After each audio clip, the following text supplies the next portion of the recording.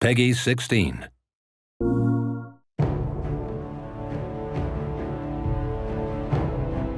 July update is filled with a couple of updates. I mean, things that the community has asked for. It's got PvP changes that people have been asking for. It's got the Raid Lair Prestige. We've got the summer event that we're shipping. Solstice of Heroes is the event that the tower is celebrating. You're gonna go into the tower, and from the tower, you'll talk to the event statue, which is it's cool, like chiseled statue. Kind of like Josh Hamrick, chiseled. He's as chiseled as Josh Hamrick.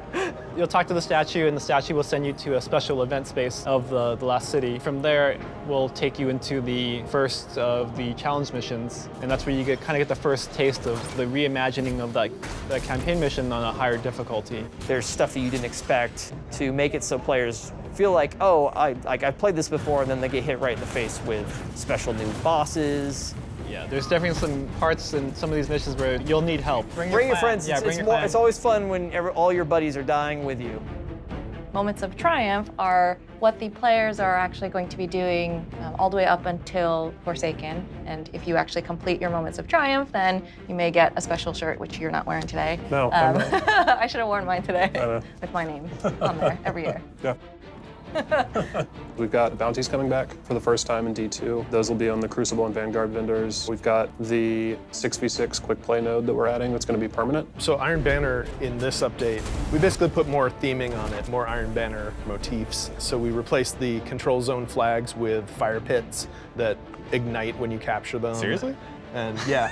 That sounds awesome. There's wolves howling when you get a power play.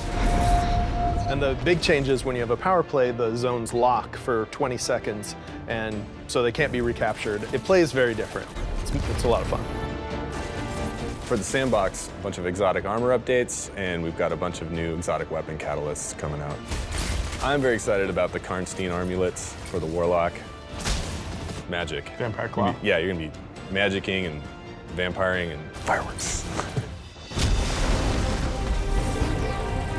When we looked at how we can evolve Prestige and how we can evolve for the summer for the Prestige layer, we wanted you to feel like each time you go into the raid, it's offering you a different experience. So you're going to have loadouts every week that you're going to be challenged to like use an auto rifle for your primary and a scout for your secondary and a rocket launcher for your power weapon, something like that. The strategy for killing Valkaor with a shotgun is totally different than the strategy for killing him with Wardcliff Coil, which is totally different than the strategy for killing him with a sniper rifle. And there are some weeks where people are gonna go in and be like, if you have not done Prestige Raid Lairs, do them this week. You will have a great time. Take your friends that have never done this before. And there are other weeks where you're like, oh, this is hard.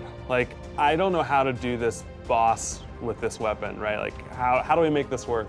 And we're excited about seeing that week-to-week change. One thing we haven't talked about is actually the rewards from the Prestige Raid Lairs are power level 400 weapons. So you get the power level 400 armor from Solstice of Heroes, and then you can get all the way up to 400 for your character by getting the weapons out of the Raid Lairs. So if you want to be rocking 400 when you go into Forsaken, you're gonna have to go into these Raid Lairs and find a way to sort of come out on top.